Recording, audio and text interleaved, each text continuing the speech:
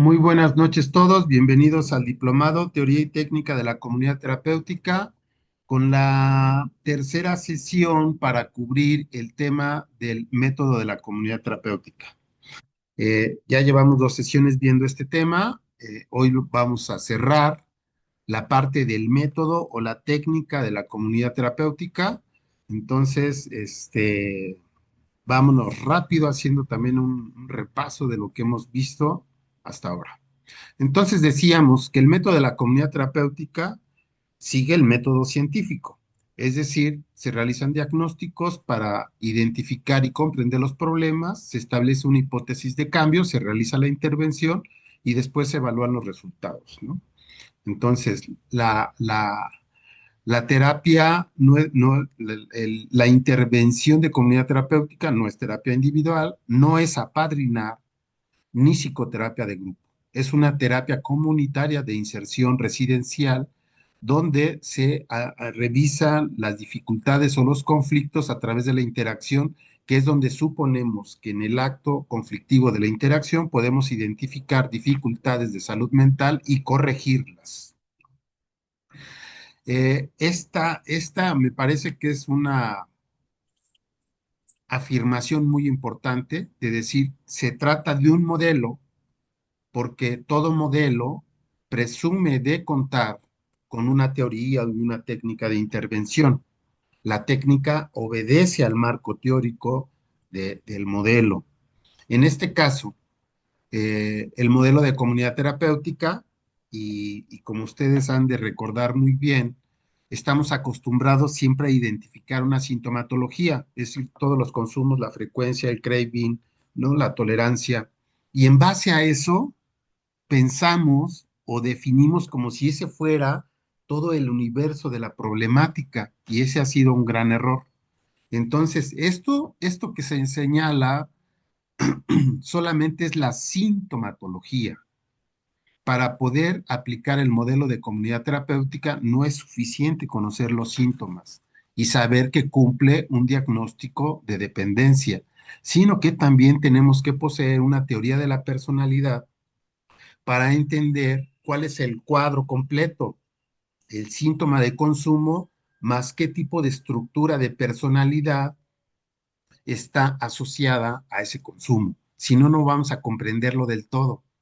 Entonces, implementar un método de terapia comunitaria también es a la vez un instrumento para hacer la investigación diagnóstica permanente como un proceso y también es al mismo tiempo es la acción correctiva. Es decir, los conflictos nos permiten ir identificando las dificultades de la persona y al mismo tiempo intervenimos en el conflicto para hacer un proceso intenso de reflexión que ayuden a lograr acciones correctivas. Es decir, que se comprendan, que se conozca, que haya aprendizaje sobre uno mismo en relación a todas estas situaciones que ocurren en la dependencia. Aquí es bien importante tener claro, porque por ejemplo, si habláramos de la metodología de los 12 pasos, está bien. Entonces, para aplicar la metodología de los 12 pasos, eso sería una técnica. La sintomatología se conocería también. Ahora, lo que le hace falta a esa técnica de los 12 pasos es una teoría de la personalidad, porque son diferentes biografías, diferentes tipos de personas con diferentes problemáticas que recurren al consumo. Entonces, los 12 pasos no van a funcionar igual para todos, sino va a haber siempre una particularidad de cada una de las personas, que corresponde a su propia personalidad y que es irrepetible. Entonces, sí tenemos que poseer, es un requisito para dar tratamiento de adicciones, poseer una teoría de la personalidad. A veces esto se suple con el sentido común y algunas veces da resultados, ¿no? Porque alguien que está todo el tiempo revisando, viendo, observando, por supuesto que aprende cosas. A lo mejor no tiene una teoría de la personalidad, pero sí hace una observación, hace un análisis y pretende promover procesos de cambio. Por supuesto que esto está limitado cuando utilizamos el sentido común o cuando utilizamos solamente la propia experiencia de rehabilitación. va a tener muchos límites. Y con esto quiero dejar claro, si nosotros queremos ser profesionales en el tratamiento de las adicciones, tenemos que comenzar a estudiar y manejar al mediano plazo una teoría de la personalidad, porque si no, entonces nos vamos a quedar cortos. Nos vamos a quedar cortos porque no vamos a poder asociar la sintomatología de la adicción con el tipo de personalidad de quien la consume, las sustancias, y poder orientar las intervenciones en el método comunitario. Por eso es muy, muy importante. Pues como todo modelo, entonces tenemos un marco teórico. No solamente el marco teórico que utilizamos tiene que ver con la teoría de la personalidad, pero también con la teoría de grupos y entender cómo la misma intervención grupal y el escenario grupal permiten comprender los problemas e intervenir. Entonces necesitamos todos esos elementos de la teoría de grupos, teoría del vínculo, por ejemplo, de Pichón Riviere, que nos van a ayudar a poder pensar las intervenciones que vamos a hacer, ¿vale?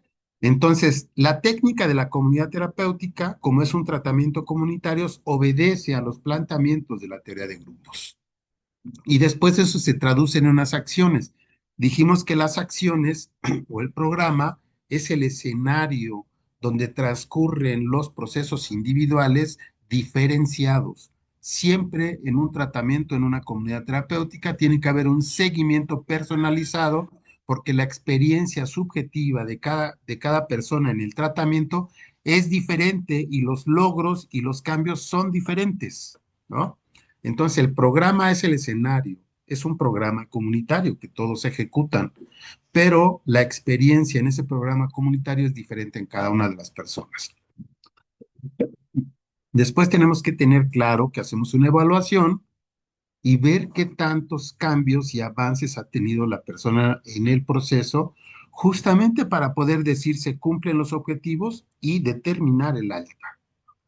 Y después de que sale una etapa de reinserción, hay que darle seguimiento y aun cuando se le da de alta en reinserción, es importante poder dar un seguimiento post tratamiento para ver si se mantienen los cambios este, experimentados en el proceso. Los supuestos de la comunidad terapéutica, principalmente vamos a decir tiene que ver con que tiene que ser un ingreso voluntario. De lo contrario, este modelo no funciona. Este. Otros pueden funcionar con ingresos coercitivos. La comunidad terapéutica está hecha para que solo ingresen de manera voluntaria. Ay, esta tosecita.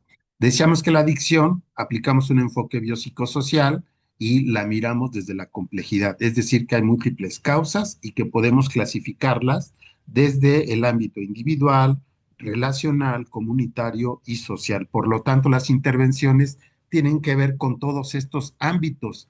Es decir, tenemos que trabajar con la salud mental, tenemos que trabajar con las familias, tenemos que trabajar con las redes de apoyo y todas las necesidades para el desarrollo y crecimiento personal que tienen que ver con regresar a la escuela, cualificarse para el empleo, practicar algún arte, cultura, deporte, ¿no? Entonces, por eso el programa de comunidad terapéutica engloba actividades de psicoterapia, psicoterapia de grupo, las familias entran a tratamiento, se construyen redes de apoyo en la reinserción social y desde el inicio del programa se retoman las actividades escolares, la reinserción escolar y la capacitación para el empleo, entre otro conjunto de actividades artístico-culturales. Entonces, todos estos cambios que ocurren de los diferentes ámbitos de las personas son medibles. Es medible los cambios en salud mental, es medible los cambios de la relación familiar, es medible las redes antes de ingreso al tratamiento y las redes de apoyo posterior al tratamiento. Es medible los avances en grados escolares, es medible las capacidades laborales adquiridas. Todo podemos evaluarlo, podemos contabilizarlo con indicadores precisos que nos digan cuánto avanzó en cada uno de ellos. Eh, Entonces tenemos esta definición desde la complejidad de las adicciones y la definición de comunidad terapéutica como un tratamiento comunitario, principalmente, donde la base del trabajo es favorecer que se detonen los conflictos de una manera controlada de todos los residentes en tratamiento y que estos conflictos puedan ser revisados, analizados en grupo, es decir, que la persona actúe su patología frente a sus pares y estos le sirvan de espejo de la consecuencia social de sus actos. No hay manera más clara de decir cómo funciona una comunidad terapéutica como esta forma en que lo dice Elena Gotti. Bien, hablamos de encuadre y proceso, entonces el encuadre son las constantes, es el escenario donde transcurre el tratamiento, se cuida que no esté modificándose, que no se cambien los horarios, las actividades, precisamente por eso son las constantes. Si nosotros mantenemos un encuadre fijo, inamovible, rígido, podemos ver las diferentes manifestaciones individuales dentro del encuadre. Es decir, es un faro que nos dice quién está más cerca, más lejos, más integrado, más desintegrado, en fin. El proceso, que quede claro aquí, el proceso es la experiencia individual subjetiva y la estructura es el encuadre, el escenario comunitario donde transcurren los procesos individuales. Mencionamos las dos hipótesis de cambio y una es la que el tratamiento, el problema es la totalidad de la persona, no es la droga, no es la droga, no vamos a darle tratamiento a la droga, le vamos a dar tratamiento a la persona que tiene una dependencia con esa droga. Y tenemos esta afirmación de que a toda dependencia le subyace un problema de tipo emocional. Este se manifiesta en los vínculos, entonces tenemos el conflicto actuado. Cuando se actúa el conflicto como base y detonante del consumo compulsivo de sustancias, porque el conflicto es el que produce esa ansiedad que hace necesaria la droga, entonces la actuación del conflicto es donde se vuelve un acto analizable por el residente. Si se actúan los conflictos, tenemos materia para el tratamiento.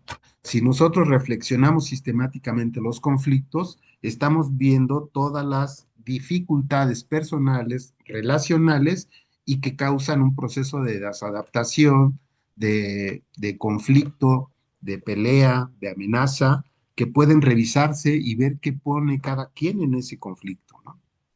Entonces, el aprendizaje que se puede obtener de los conflictos actuados es mucho. Por eso es que el grupo de confrontación es la actividad más representativa y sustantiva de la comunidad terapéutica. Quien no sepa hacer grupo de confrontación no sabe hacer comunidad terapéutica. La otra hipótesis de cambio es que la comunidad terapéutica es un espacio altamente estructurado, muy organizado y complejo, con una diversidad de actividades que difiere mucho de la vida previa simplificada de la persona con dependencia.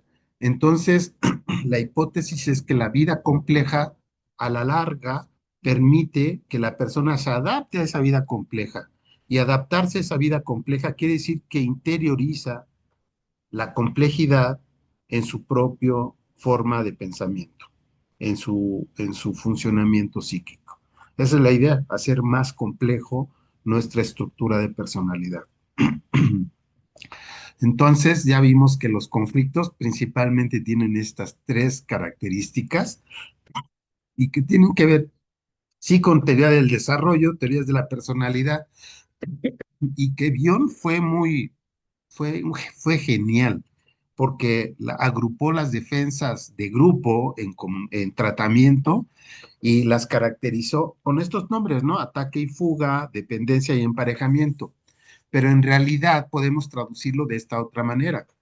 Los grupos que funcionan defensivamente son los que desarrollan y actúan más la agresión. Predomina la agresión en las relaciones de grupo y también a nivel interno de las personas.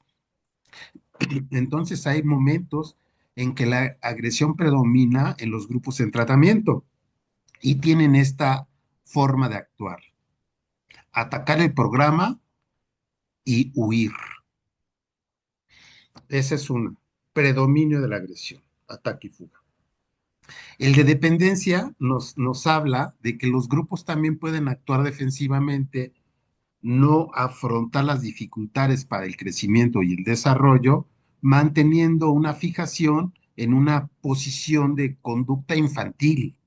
Es decir, si yo estoy en un lugar donde todos resuelven los problemas por mí, me proveen de mis principales necesidades y yo solamente tengo que estar ahí, pues es como un niño, ¿no? Entonces, el quedarse en una posición infantil justamente te evita pues toda la aventura del aprendizaje, de la individuación, de la autonomía. La idea es que las personas que van en un tratamiento puedan conquistar esos terrenos de autonomía e independencia. Entonces, cuando se quieren quedar en la dependencia, pues están en esa posición infantil donde tenemos que moverlos. No se pueden quedar ahí. Es decir, no podemos dejarlos en un movimiento defensivo, esperando que todo mundo les resuelva los problemas. No, hay que activarlos, hay que empujarlos, hay que acompañarlos y ellos ir conquistando gradualmente zonas de autonomía. Y esto quiere decir coordinar actividades dentro de la comunidad, coordinar los grupos, tener responsabilidades, poder salir a la calle, tener alguna tarea, ir al médico, acompañar a otros compañeros al médico, las actividades fuera de la comunidad también estar ahí como muy trucha, coordinando, organizando, echándose al grupo a cuestas, ¿eh? Vean qué diferencia de que alguien entra y espera que le hagan todo. La tercer defensa grupal es el emparejamiento. Entonces, eh, si uno se plantea como objetivo el cambio, no solamente dejar las sustancias, sino también el cambio psicológico y en el estilo de vida, nos puede parecer esto tan oneroso, tan fuerte, tan difícil, que nos parece más fácil enamorarse. Esto es como la transferencia. Ya después vemos el concepto de transferencia que es fenomenal. Pero si yo me enamoro de alguien, entonces olvido todas las responsabilidades que tengo y no problematizo mi vida, mis relaciones, porque estoy en un momento ideal enamorado de alguien. Y te puedes enamorar del programa, te puedes enamorar del director, del equipo técnico o de un compañero del grupo o compañera del grupo. El chiste es que enamorarte se establece como una resistencia para no seguir los objetivos del proceso. Entonces, el emparejamiento aparentemente como una relación idealizada y como solución a los problemas es una defensa para no enfrentar las verdaderas dificultades que tiene la persona. Entonces, ahí está. Entonces, si lo que vamos a hacer de manera principal es trabajar con el conflicto es el acto analizable de la salud mental del residente y es la interacción que detona la reacción axiógena en los conflictos y promueve las respuestas defensivas, entre ellas el consumo de sustancias. Si una persona puede manejar sus conflictos y conocerse más, puede controlar la necesidad de consumo. Ahora, ¿dónde vamos a identificar el conflicto? Ojo, este es así una, un ABC del tratamiento y de leer los grupos. Los conflictos, y ustedes se van a dar cuenta, porque ya saben lo que es el tratamiento, los podemos identificar de la relación que establecen el residente con los objetivos del programa, con las actividades del programa, con el grupo de pares en tratamiento, con el equipo de consejeros y con la institución en general. Si nosotros vamos viendo cómo cada residente va actuando en relación a los objetivos, ustedes se van a acordar bien.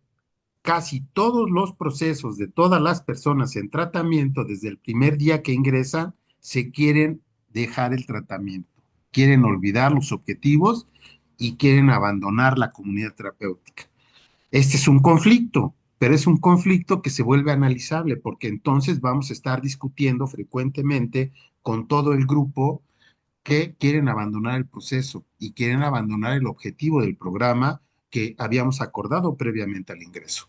Entonces, siempre vamos a estar trabajando con el conflicto de querer abandonar el objetivo del tratamiento. Después este se diluye y se diversifica y se manifiesta en diferente grado en cada una de las actividades del programa. Entonces, por ejemplo, si está en actividad de reflexión, un grupo terapéutico o de pintura o de escuela, va a reaccionar de una manera negativa o positiva en algunas. Entonces, va a haber actividades que nos van a señalar dónde hay más conflicto de la persona con una actividad específica. Cuidado si el conflicto es en grupo de reflexión, ¿no? Porque es justamente allí donde el conflicto, por supuesto, es una desventaja, una dificultad, pero también es la mejor herramienta para avanzar en el proceso terapéutico. Porque si se analiza a profundidad y se comprende la naturaleza del conflicto, obtenemos aprendizajes y entonces de ahí evolucionas en el programa, adquieres conocimiento sobre ti mismo, ¿no? Entonces, también el conflicto lo vemos muy claramente en la relación del residente con el grupo de pares. A ver cómo se lleva con el grupo. Se acerca, se aleja, está integrado, desintegrado, pelea, se pega, se fusiona, depende de ellos, este, eh, pasa desapercibido, se va de mosquita, en fin. Ustedes van a ver cómo se comporta con el grupo. A veces va a ser dependiente, a veces va a ser de emparejamiento y a veces va a ser de ataque y fuga. Entonces, con el grupo es con quien va a actuar la defensa grupal y donde tenemos que estar trabajando todo el tiempo. La relación con el equipo de consejeros y con la institución es donde más se detonan los problemas con la figura de autoridad, es decir, problemas o dificultades parentales. Entonces, este elemento es súper valioso porque si no hay una noción de límite, de qué se puede hacer y qué no se puede hacer, hay un franco conflicto con las reglas, con los límites, con las prohibiciones. Entonces, si no sanamos o corregimos la relación con las figuras parentales o con las reglas, a lo mejor no logramos un cambio sustantivo importante.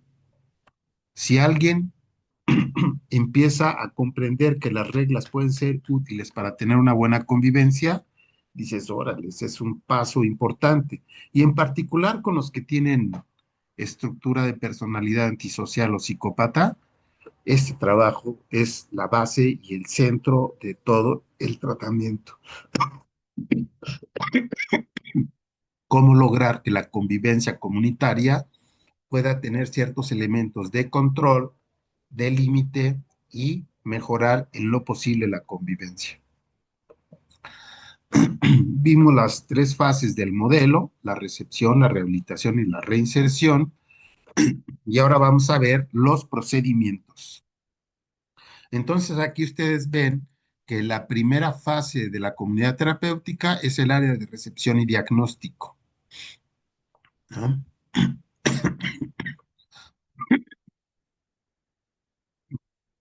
Caray, esta tosecita. Entonces, como ustedes ven claramente en el flujograma, esta primera fase tiene que ver con un primer contacto, cuando la persona toca la puerta a la comunidad terapéutica y pide ayuda, o cuando llaman por teléfono o porque lo refiere alguien, ¿no? Pueden venir incluso de, de los juzgados. Después de ese primer contacto se acuerda una entrevista y durante la entrevista, por supuesto que se dan las informaciones de cómo funciona el modelo de comunidad terapéutica, pero también haremos entrevistas para poder realizar un diagnóstico. Cumplido estos objetivos, es que podemos pensar si hay posibilidad de iniciar conjuntamente un proceso de tratamiento. Entonces, si es así, se firma un contrato terapéutico con la duración del proceso, con las actividades, con las reglas y los compromisos que adquiere cada uno de los miembros de la familia, el usuario y la comunidad terapéutica. Entonces, ¿cuál es el objetivo de la primera fase de recepción y diagnóstico? Número uno, va en orden de importancia. Construir un vínculo y una alianza terapéutica. Ese es el primer objetivo de la primera fase.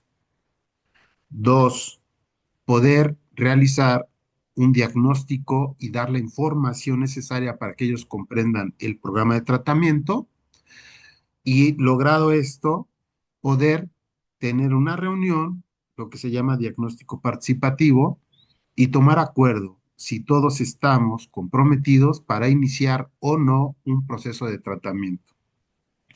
Siempre en la última parte de esta primera fase, en la firma de contrato, es cuando es el mayor nivel de angustia del usuario de sustancias. Y muchos ahí todavía en ese momento es cuando se pelan, dicen, no, yo no quiero, y se echan a correr. Pero los que se quedan, es decir, se organiza toda una modalidad para darle contención, darle acompañamiento, hacerlo sentir seguro, para que justamente este momento de tomar la decisión de ingresar al tratamiento no sea tan intensa y sea compensada un poco por la cercanía que están de los consejeros, pero también previamente, durante las entrevistas, la persona ya tuvo contacto con los otros pares que están en tratamiento y ya ellos le contaron cómo funciona la comunidad, cómo es el proceso, cuál ha sido la experiencia de ellos. Entonces ya creamos conexiones del candidato con otros pares que están en tratamiento, con otras familias y ya tiene una relación más cercana con algún consejero de la comunidad terapéutica. Estos elementos son los que le permiten manejar ese momento de mucha angustia, que es la firma del contrato terapéutico. Y aparte, lo que se organiza es un ritual de ingreso, justamente para poder moderar todo este cambio que se va a realizar y la persona sienta que es cachado, ¿no? Que es esperado y contenido por un grupo que lo espera, que no va al vacío, que no está siendo vomitado, sino que es recibido empáticamente por toda una comunidad. Si esto sucede más o menos de estas características, se puede crear una adherencia terapéutica inicial, básica, que le permita a la persona ingresar. Si nosotros no logramos conectar con el candidato, aquí es donde se va a ir. O antes, ¿no?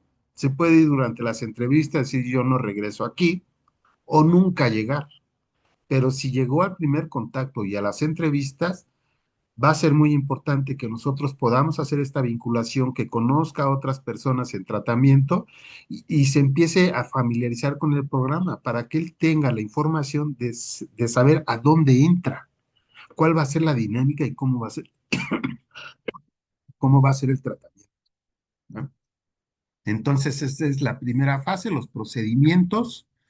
Primer contacto. Si van a hacer un manual de procedimientos, aquí todo el equipo de Paco Volante, estos procedimientos tienen que tomarlos en cuenta. ¿Cómo hacen el primer contacto? ¿Cómo hacen las entrevistas?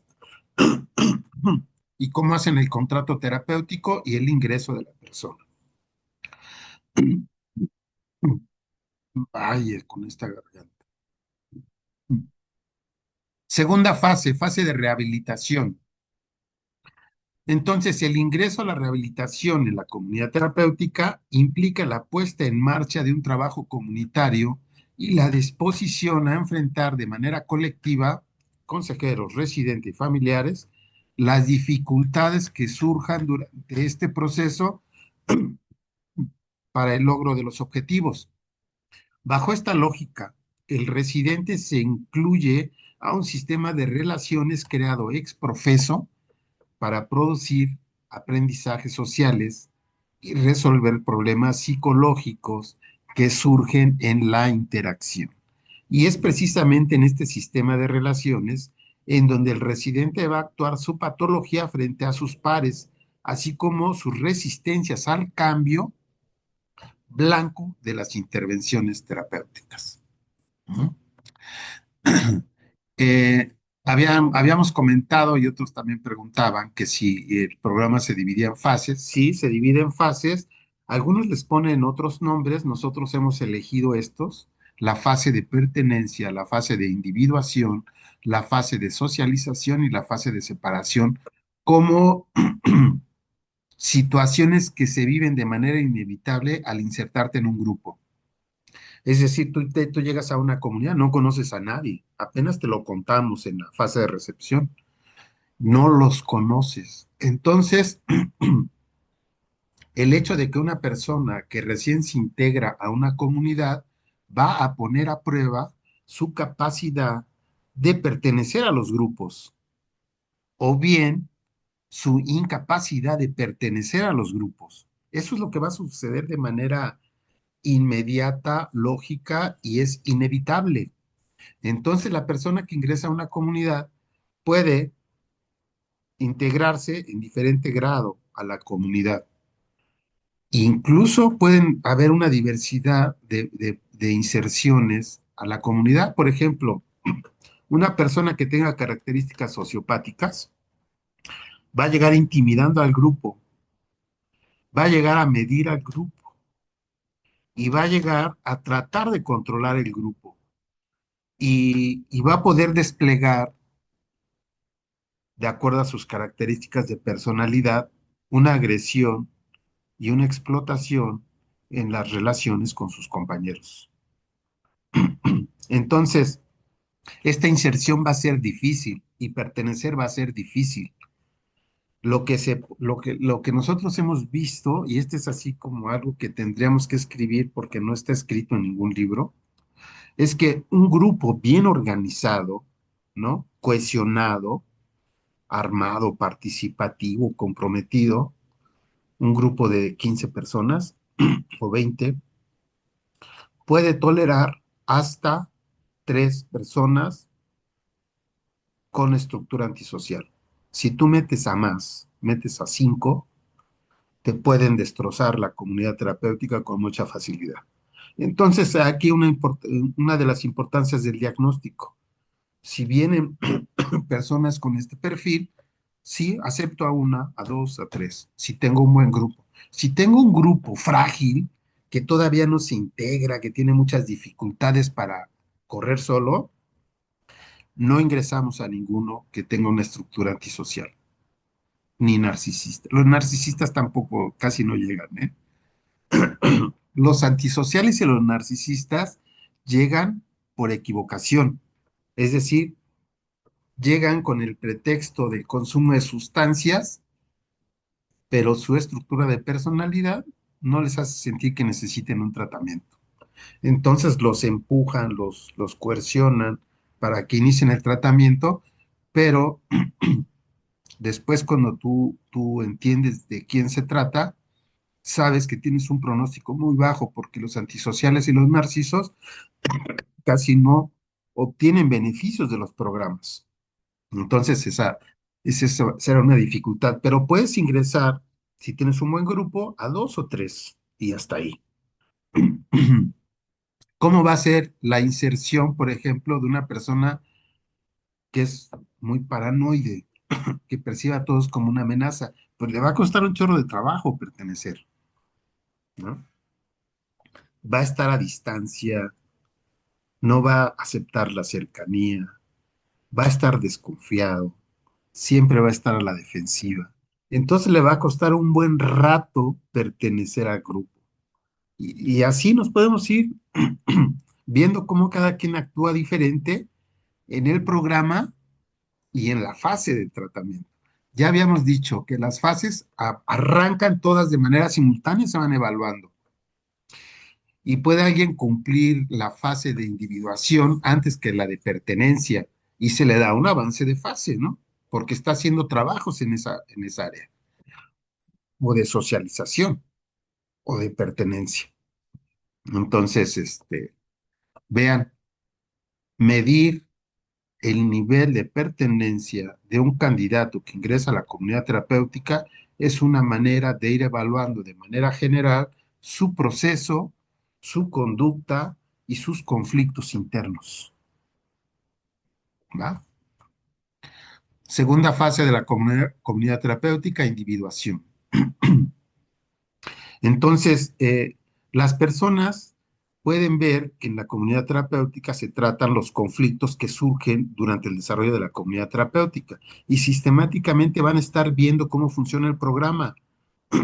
Bueno, si se revisan todos los problemas externos, la idea es que cada vez que pueda, cada residente logre identificar sus propias dificultades que siente al estar en grupo.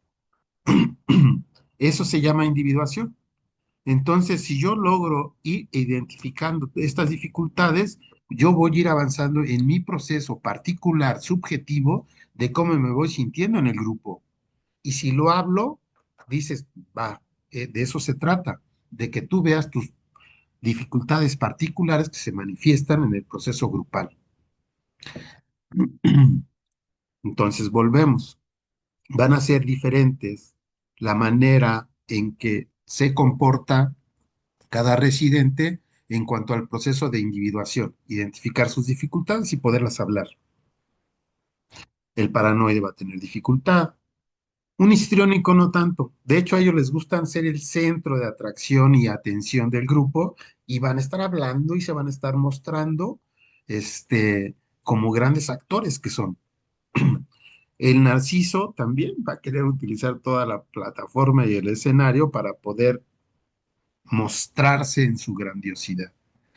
Y así cada una de las personalidades va a tener dificultad para poder cumplir el proceso de individuación. La fase de socialización tiene que ver con la organización del programa, del objetivo general, de sus actividades y sus objetivos particulares y poder comprender toda la estructura del programa, su complejidad y poderlo visualizar y ver qué aprendizajes se obtienen de ahí y ayudar al equipo de consejeros a coordinar al grupo. Es decir, conozco el programa, sé cuáles son los objetivos, en qué consiste cada una de las actividades, sé quiénes van a estar presentes. Entonces yo puedo ayudar a coordinar esas actividades y hasta toda la comunidad terapéutica. Esta fase de socialización siempre hay que hacer un organigrama parecido al de los consejeros y de la institución. Es decir, puede haber un coordinador general. El coordinador general, por supuesto, del grupo de residentes, es quien conoce todo el programa y lo puede impulsar y puede estar motivando a sus compañeros para que estén de una manera comprometida en todas las actividades, ¿no? También, entonces, las características de personalidad de cada uno de los residentes va a tener más o menos dificultades diferentes para poder hacer este ejercicio de socialización. Y la última fase, por supuesto, que es la de la separación. Hay un término, estuve aquí determinado tiempo, obtuve ciertos aprendizajes, cumplí ciertas metas, me toca irme. Esta es una gran dificultad porque si algo no sabe, una persona con dependencia es hasta redundante, ¿no? Depende, depende. No se sabe ir, no quiere estar solo, no quiere separarse. Entonces, esto es una cualidad que tiene que ir desarrollando en el proceso. Saber que se tiene que ir y poder ver las dificultades que va a tener para la separación. De hecho, hay un tipo de ansiedad que tiene ese nombre, ansiedad de separación. Y la van a vivir. Hay casos en que la persona que ya está en esta última fase vuelve a consumir sustancias para que lo vuelvan a meter a la comunidad terapéutica y no separarse, ¿no? Entonces muchas reincidencias tienen que ver con, no, yo quiero seguir todavía aquí, necesito y yo dependo todavía de ustedes. Si alguien aprende a separarse, quiere decir que desarrolló muchas cualidades y tuvo muchos aprendizajes durante el tratamiento y puede aventurarse a irse. Vean, aquí estamos hablando primero de las grandes dificultades para ingresar a un tratamiento y después de las grandes dificultades para irse, ¿no? Pero no se puede mantener más allá de ciertos objetivos porque si no, la permanencia en la institución crea justamente, fortalece este tipo de dependencia y es como si sustituyeras una droga por un programa institucional. Y la idea es que no, que avances en tu proceso de autonomía e independencia. Y es el proyecto de vida el que se convierte en el nuevo programa terapéutico. Tu proyecto de vida difiere del de comunidad terapéutica porque justamente se adapta y está armado de acuerdo a tus necesidades particulares y tus proyectos y tus planes. No nada más de una manera racional, sino emotiva y afectivamente cómo organizo ese programa. Por ejemplo, no puede estar sin trabajar. Si es un adolescente, no puede estar sin estudiar. Si, si no tiene hijos y es un adulto, pues tiene que dibujar un proceso de separación del grupo familiar.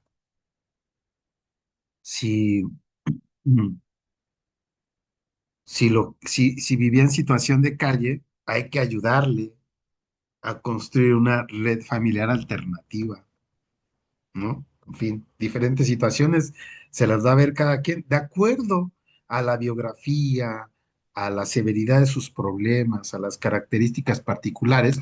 Cada persona va a experimentar la pertenencia, la individuación, la socialización y la separación de manera diferente. Y estos son como los grandes faros que nos dicen cómo evoluciona o cambia una persona durante el tratamiento. Qué tanto se pertenece, qué tanto se individuó, qué tanto se socializó y qué tanto pudo separarse, ¿no? Porque hay quienes regresan al estado inicial, ¿no? Y entonces es como irse de bruces y otra vez intensamente volver a iniciar un consumo de sustancias, cronificar la dependencia como una reacción a no saberse separar. Está fuerte, ¿no? Entonces, estos son los procedimientos. Ojo, equipo de Paco Valente, estos son los procedimientos que hay que describir en el manual operativo, manual de procedimientos que ustedes hagan de su comunidad terapéutica. Si esto avanza bien y se cumplan las metas y se verifica a través de los indicadores, entonces se inicia la última fase, que es la de la reinserción social y profesional. Esta es la última etapa del tratamiento, previa al alta del residente, cuyo objetivo consiste en promover un proceso de separación del residente fuera del programa de rehabilitación de la comunidad terapéutica y con el proyecto de vida del residente como organizador del proceso. Es el momento de la implementación en donde se ponen a prueba las capacidades adquiridas por el residente y de que se cumplan las metas de estabilidad emocional, desarrollo profesional y bienestar social. Entonces, eh, las personas que egresan de la fase 2 de rehabilitación y pasan a reinserción, entonces ya no van a tener el 100% dentro de la comunidad. Van a empezar gradualmente a desplegar su proyecto de vida fuera de la comunidad. Por lo tanto, requieren de un acompañamiento en este proceso de reinserción. Por lo menos hay que tener, ellos salen, hacen todas sus actividades, por lo menos hay que verlos al final del día. Hay que tener un grupo de reflexión a la semana y poder tener y verificar los avances de su proyecto de vida. Entonces, esto hay que hacerlo por determinado tiempo, por lo menos 6 meses, ¿eh? La fase de rehabilitación. Y conforme se vaya desarrollando este proyecto de vida y dependiendo de la estabilidad que tiene la persona, entonces podemos decidir un alta de todo el tratamiento, ¿no? Por supuesto, hay que evaluarlos. Eh, como no estamos trabajando solamente con el usuario de sustancias, con el residente, ex residente, estamos trabajando también con su familia y también se trata de trabajar con su grupo de amigos o personas cercanas, de tal manera que se conforme a una red. Y aquí es donde adquiere mucha importancia, porque a la salida, contar con una red de apoyo es lo que puede suplir el acompañamiento institucional, ahora por un acompañamiento de su grupo de pertenencia. Por lo tanto, esta red ha sido entrenada para poder hacer este acompañamiento, para poder apoyar al residente, no solamente viendo las necesidades del residente, sino de la misma red como totalidad, ¿no? Por eso así pueden funcionar, ¿no? Y, y esto puede ser muy útil para las salidas y que no haya un cambio drástico de pasar de la comunidad terapéutica como un programa altamente estructurado a vivir el caos de la vida cotidiana. Entonces, un grupo de apoyo, una red de pertenencia puede moderar esos impactos de cambio de escenario, ¿no? Y bueno, se recomienda también hacer un seguimiento después del tratamiento, post-tratamiento, para ver cuánto tiempo puede mantener los cambios después del proceso, ¿no? Se recomienda poderlo seguir 5 años, ¿no? Con llamadas bimestrales, trimestrales, poder saber si consumió, si se mantiene abstemio, si está trabajando, si está en pareja, si está estudiando, qué cosas le han acontecido, ¿no? Entonces tú vas evaluando el proceso. Y aquí es donde nosotros vamos a ver si es cierto que nuestro programa funcionó, porque si mantiene los cambios por lo menos 3 a 5 años después, el programa puede considerarse exitoso. Pero si reincide y otra vez está en una situación de dependencia al egreso, quiere decir que el programa no funcionó. ¿Sí? Entonces, serían los procedimientos que hay en la fase de reinserción social. Entonces, de manera general, podemos ver esta cadenita.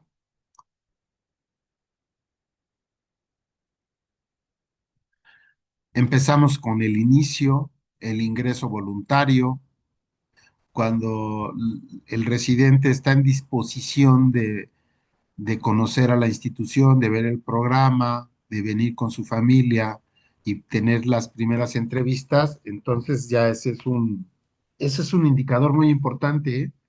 Porque el que ingresen bajo esta modalidad nos da de manera inmediata un buen pronóstico para el tratamiento. El ingreso coercitivo no sabemos qué va a suceder, pero no tenemos un pronóstico. No contamos con qué va a pasar, si se va a querer quedar o después va a querer huir. Pero si ingresa de manera voluntaria, disminuye la posibilidad de deserción. Entonces, viene la familia, viene el usuario, hay que convocar a la red social del residente y de la familia, de tal manera que podamos hacer algunas intervenciones con la red y empezar a construir y conformar esa red de apoyo que va a cachar al residente a su ingreso.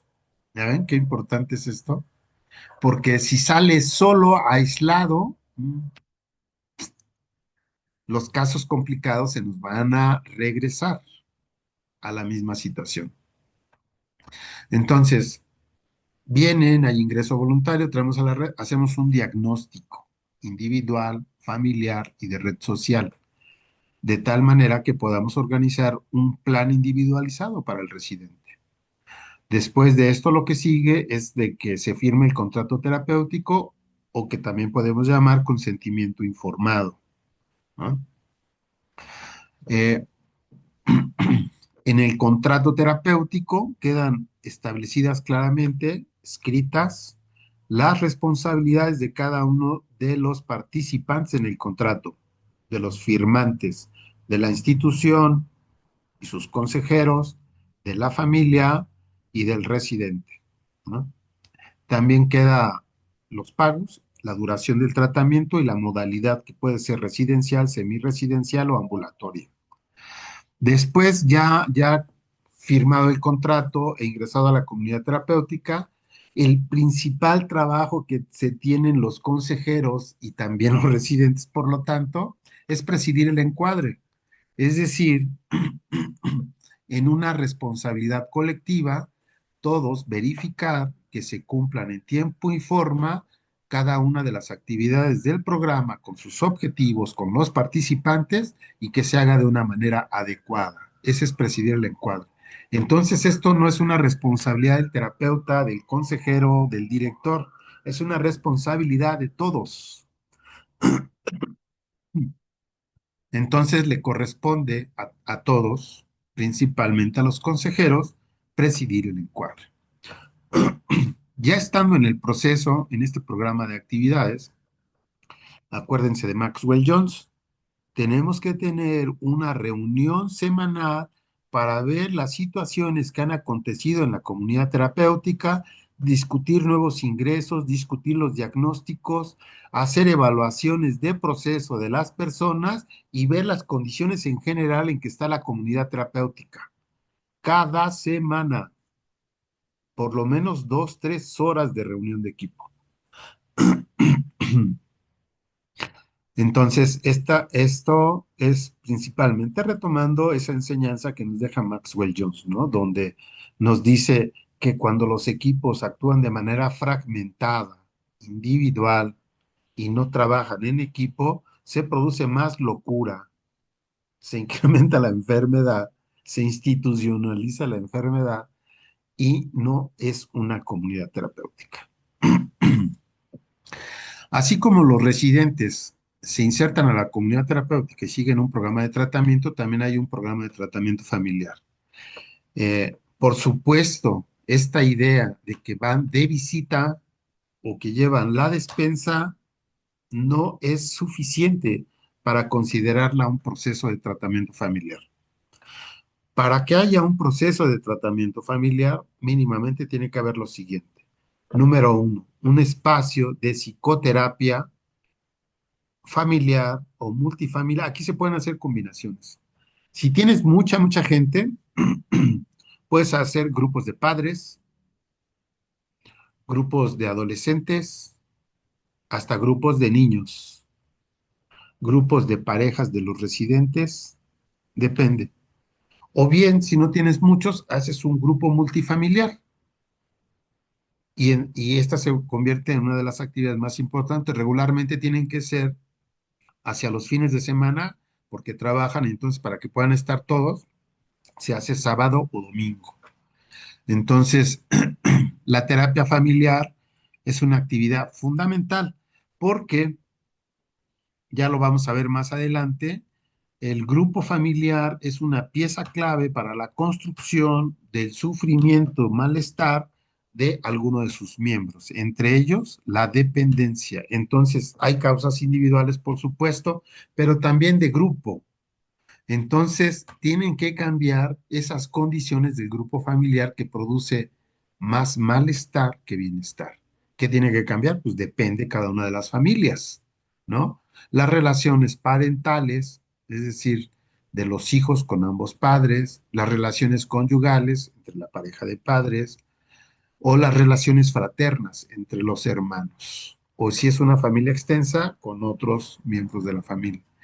Siempre que nosotros hacemos un análisis de una familia, tenemos que tener claro cómo es la relación conyugal, la relación fraterna y la relación parental, mínimamente.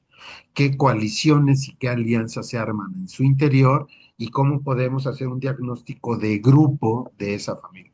Justamente identificando las grandes dificultades para que se modifiquen, porque si no, a la salida del tratamiento, la persona llega al mismo contexto relacional que le ayudó a ser dependiente. Entonces, si vuelve a pertenecer sin cambios en el grupo familiar, es muy probable que se active una fuerza homeostática y se vuelva a reproducir el rol de dependiente dentro de la familia. Entonces, terapia familiar. También las familias tienen que entrenarse en la relación con sus hijos. Entonces se involucran en actividades dentro de la comunidad terapéutica para irse entrenando en los quehaceres cotidianos, principalmente preparación de alimentos o mantenimiento de la casa. Entonces ahí lo que armamos es justamente que se hagan grupos entre familiares y residentes para cocinar o para pintar o para hacer algunos arreglos a la casa o para llevar a alguien al médico, que siempre, todas las semanas van al médico. Y entonces se crean espacios de interacción. Ya después se revisa a ver cómo les fue, cómo estuvieron, cómo se sintieron, se pelearon o no. Este, y se tiene una retroalimentación de la experiencia que tuvieron en ese acompañamiento mutuo, ¿no? Entonces, terapia, participación en las actividades del programa. Participan en una asamblea por lo menos una vez al mes. Asamblea general, familias, residentes y equipo técnico de la comunidad terapéutica. Se revisan los principales problemas comunitarios y se dan soluciones y todos participamos en lo que se tenga que hacer para resolverse. Ya tenemos tres, ¿no? Tres actividades. Terapia, actividades en el programa, asambleas. Y ya después pueden surgir otras cosas más. Por ejemplo, las actividades eh, que se festejan a lo largo del año, el Día del Padre, el Día de la Madre, el 15 de septiembre, Navidad, posada. Ahí se vuelven a involucrar también todas las familias. Y algunas otras extraordinarias que surjan, ¿no? Y las actividades de red también ahí entre las familias. Entonces, vean, ellos también llevan todo su programa. Después de todo este quehacer que hacemos, es quehacer de la comunidad terapéutica, tenemos que ir evaluando el proceso. Vamos a tener un seminario para ver un instrumento de evaluación de proceso. Entonces vamos a evaluar eso que dijimos, cómo está cada residente con respecto a los objetivos, con respecto a las actividades del programa, con respecto al grupo de pares, con respecto a los consejeros. Y ahí vamos a poder hacer una evaluación. La primera evaluación va a tener un resultado consensado por el equipo, pero al siguiente mes, lo ideal es hacerlo cada mes, si no, por lo menos cada 2 meses.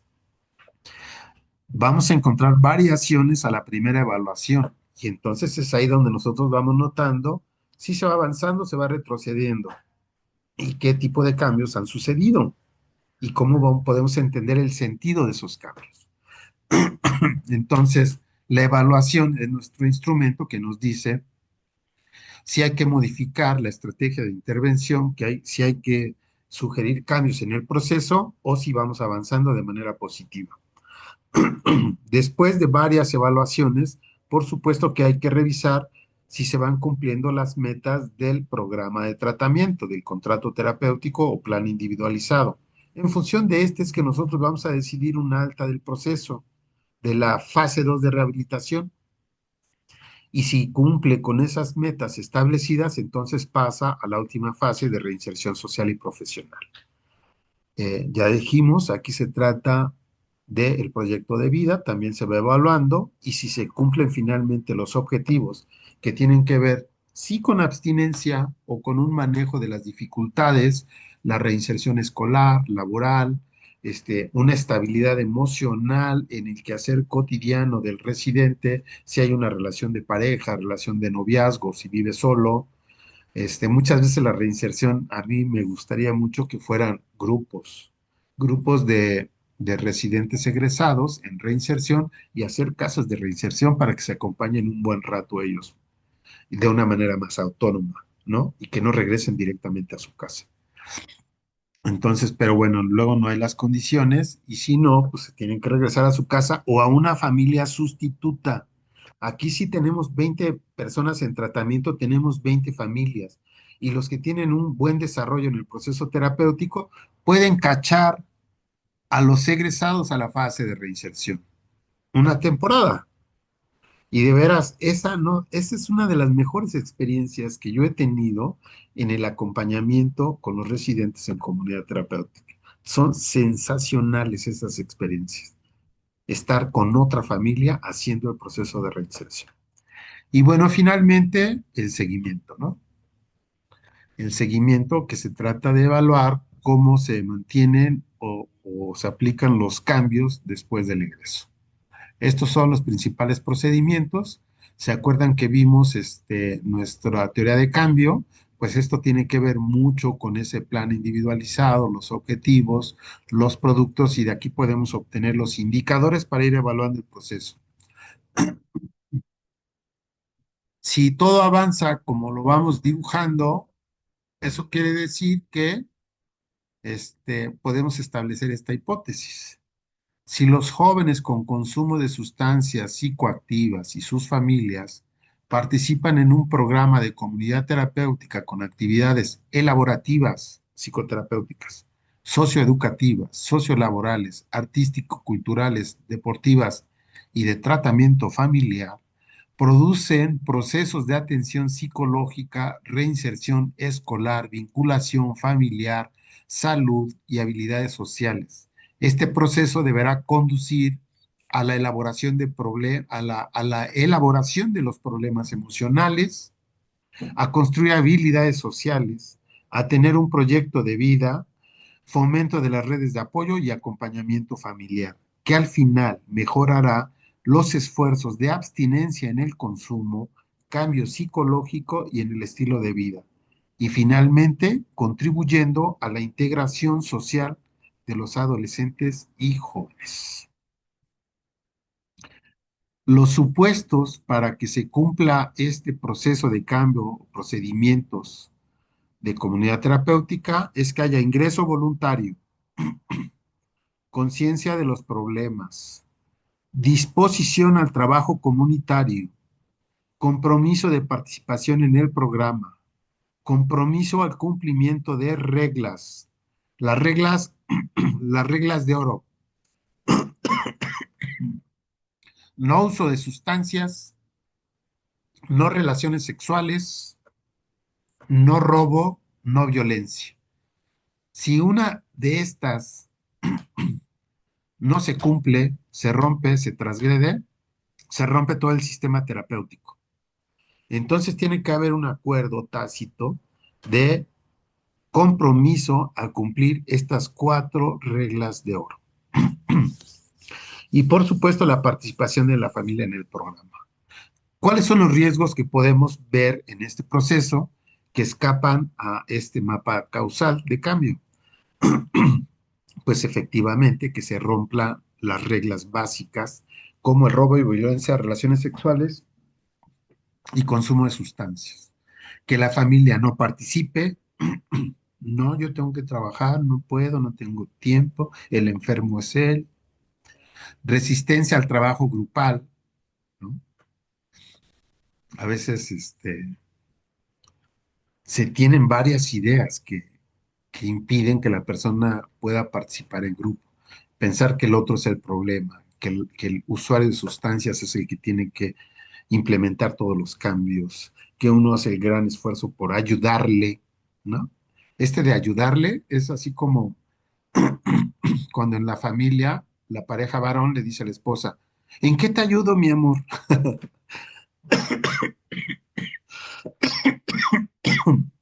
No se ve como una colaboración colectiva. Este es bien importante, burnout del personal técnico de la comunidad terapéutica.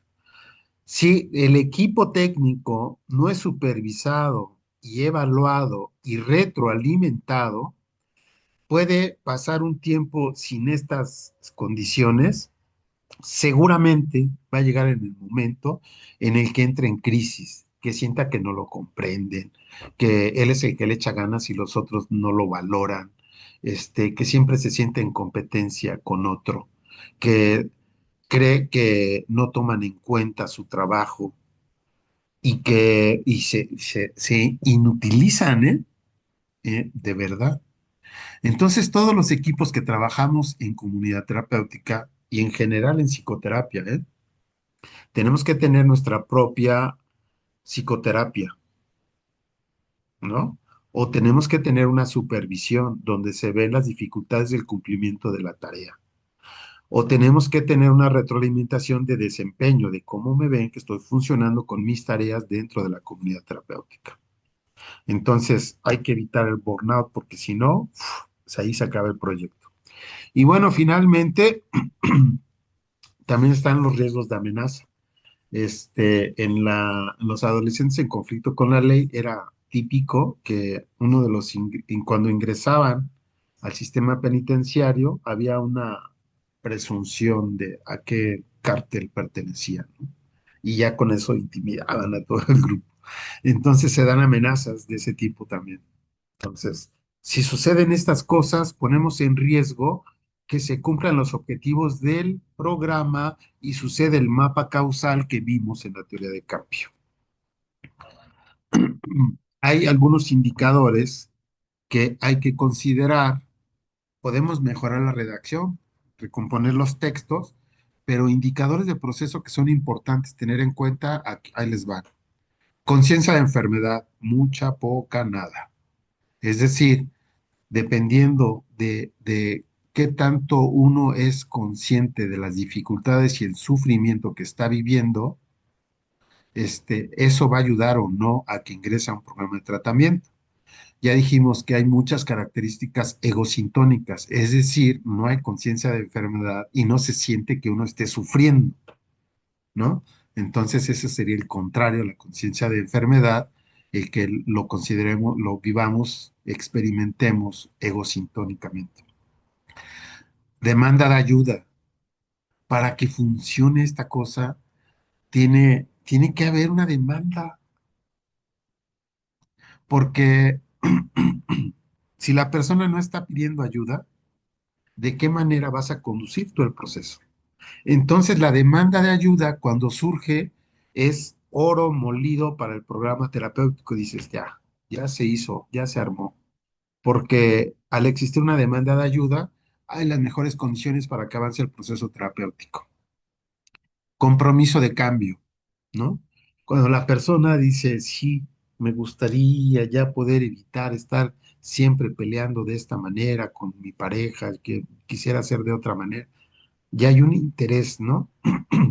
Y quien se compromete con el cambio se deja conducir en el programa terapéutico, ¿no? Disposición a seguir el programa, se puede medir. El manejo de los conflictos, se puede medir. Reflexionar sobre sí mismo, fase de individuación.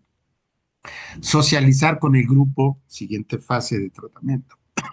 Asumir responsabilidades, manejo de la agresión, aprender a separarse y proyecto de vida. ¿Ven? Todos estos pueden medirse.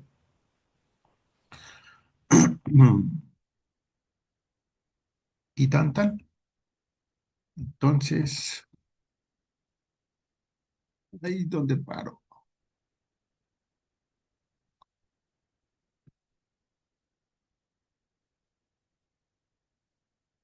Ahora no sé dónde.